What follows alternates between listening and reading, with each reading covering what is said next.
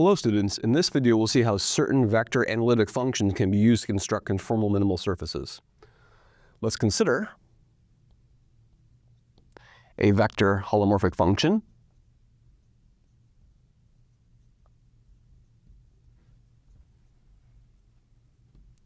psi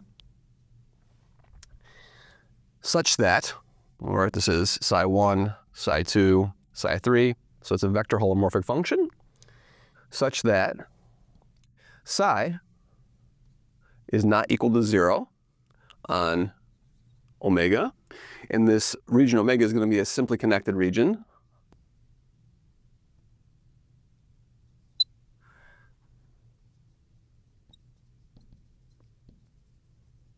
In the complex plane.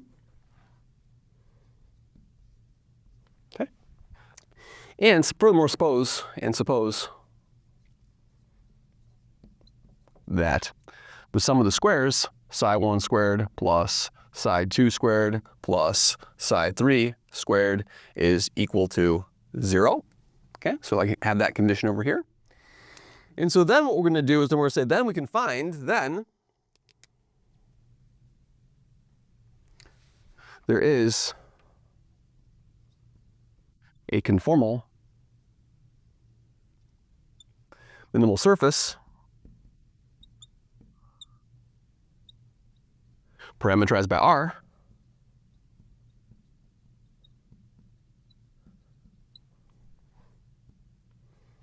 of U and V. And so here, of course, this function, vector function psi, is going to be a function of zeta, and zeta is really going to be equal to U plus IV, like that. Okay? Good. Parameterized by this, and psi of zeta is going to be R sub U minus I R sub V, like this. Okay? And so here's the proof of this fact. This is a beautiful theorem. It connects the theory of conformal minimal surfaces with the study of a certain type of analytic function over here. Okay? Good. And so the proof goes as follows. So to construct this function over here, R of U and V, what we're going to do is we're going to set R of U and V just to be the real part of the integral over a curve gamma, of this function over here, vector psi of, let's say, xc, d xc, this line integral over here, right? And now I'm using the fact that if I want to go, let's suppose that R of U and V represent some point, some fixed point zeta in the complex plane over here, right? And so what we're going to have over here is we're going to have in the UV space, here's my U and here's my V space. This is also the zeta complex plane. What we're going to do is we're going to look at a curve over here, gamma, which starts from a fixed point over here. Let's call that point fixed. Let's call that P0. And there's going to be some curve over here that goes to a particular point. Let's call that particular point just a point zeta, right? And of course, we know by the Cauchy integral formula that this integral over here, right, this is it's going to be independent of path by the Cauchy integral formula, independent of path by Cauchy's theorem. Okay, so this is perfectly well defined, right? And so now, of course, what I want to do is I want to say, well, formally, what could I say over here? If I look at this function, this antiderivative function, capital psi of zeta, which is going to be the integral over gamma of this vector field, like so, then what can I say? What would I say about the derivative of this function psi over here? Well, the derivative of this function psi, we can say that gamma prime, since it's a simply connected region, that's important over here, capital psi of zeta is going to be equal to little psi of zeta, like that. Okay, and that's just the fundamental theorem of calculus, fundamental theorem of line integrals for flow integrals. It works for complex plane integrals too. Okay, excellent. And so now, that's beautiful because what do I know about an analytic function? So let's recall some basic properties of analytic functions. So recall that if G maps C to C, is holomorphic. And I know if it's holomorphic and I write G as A plus IB, real and imaginary part, then I can say what G prime is, right? G prime is going to be equal to AX plus IBX. That's one way to represent the derivative, do a derivative in the x direction along the real axis. But by Cauchy-Riemann, this is what? By Cauchy-Riemann, AX is equal to what? AX is equal to BY, and then BX is equal to negative AY over here. So I can pull out a negative I and write this as what? And write this as a y. I pulled out the negative I. And then I can put a minus, I can put a plus I by over here.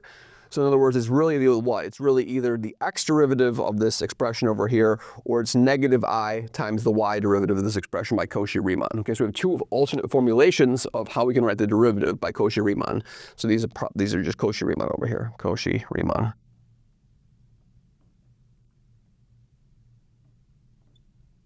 Okay, great. Good, and so now in particular what I can say is I can say that what will R sub u be? So R sub u, now we go back to our problem. So my R sub u, according to this definition over here, okay, so what's RU going to be? So R sub u is going to be, I'm going to interchange the real part and the derivative. So it's going to be the real part of the integral over gamma of just the derivative of this thing. So let's do it like that. Let's make it a little bit easier. Okay, so I do the differential of this with respect to u, right? And so of course that's the same thing as saying it's really the derivative of this expression over here. So that's really what? That's really just going to be the derivative of that expression. So it's going to be the real part of psi capital prime of zeta.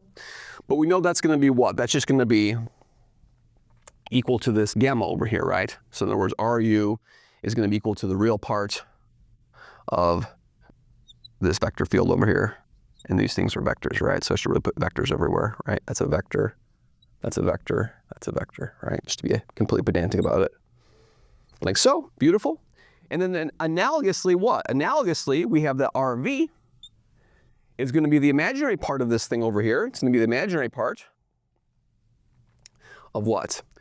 If I do the v derivative, that's going to be the imaginary part of I, right? So it's going to be a negative the imaginary part of, because of this negative sign over here, negative the imaginary part of vector psi capital prime of zeta, which is the imaginary part, which is negative the imaginary part of this function psi of zeta.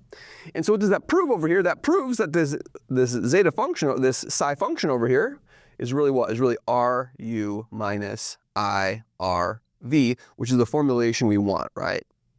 Like so. Beautiful. Now, the next thing to prove is that we have this formulation. We have to prove it's actually a conformal parameterization, right? So now what's the key thing over here? So we have this condition over here. So what does this condition over here tell us, right? So first of all, I know that I'm assuming that it's not 0, right? Which means this is a well-defined conformal map. This is a well-defined parameterization. Now, of course, what does this mean? So let's write psi I as AI plus I BI. That's probably bad. Let's use it J since I'm already using an I. So let's call it J for J going from 1, 2, and then 3. Okay? So I'm going to use this condition over here. So let me FOIL it out. So I know that 0 is equal to psi 1 squared plus psi 2 squared plus psi 3 squared. And psi 1 squared is going to be what? It's going to be A1 squared and then minus B1 squared. And then plus 2i plus 2i AI BI, A1 B1. And then dot, dot, dot. The same thing for the other three, right? So I'll have an A3 squared minus B3 squared, right? And then a plus 2i, and then A3 B3, right? And so what this is this is going to be the sum of the squares of the A. So this is exactly equal to A1 squared, let's say AJ squared. Let's read it like this actually. So this expression over here is equal to what? The sum over J of AJ squared minus BJ squared, okay, plus I times 2 times the sum over J, and then just AJ, BJ, like that, okay? Excellent. Now, this complex number is equal to 0. The complex number being equal to 0 forces both the real and imaginary parts to be equal to 0, right? So that's going to force the sum of the AJs to be the BJs. So this implies over here that the sum of the AJ squared is equal to the sum of the BJ squareds, and that the inner product of those things over J, and that the inner product of those things, AJ, BJ, is equal to 0, the sum over J. Now what does that tell you over here? That tells you that the RU, so the AJ squareds is the real part, right? So that's just going to be, that tells me that RU squared is equal to RV squared. Beautiful. And that RU dot RV is equal to 0. RU, RV, when I dot those things, I get 0 over here, right? So these conditions tell me that the parameterization is a conformal parameterization. So by looking at this, so what's my sort of construction algorithm over here?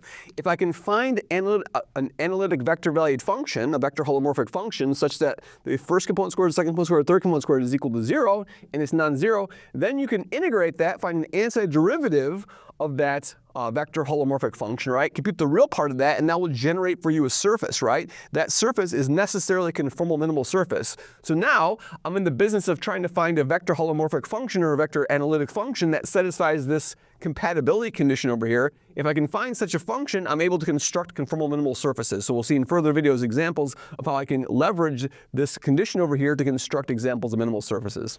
Thank you very much.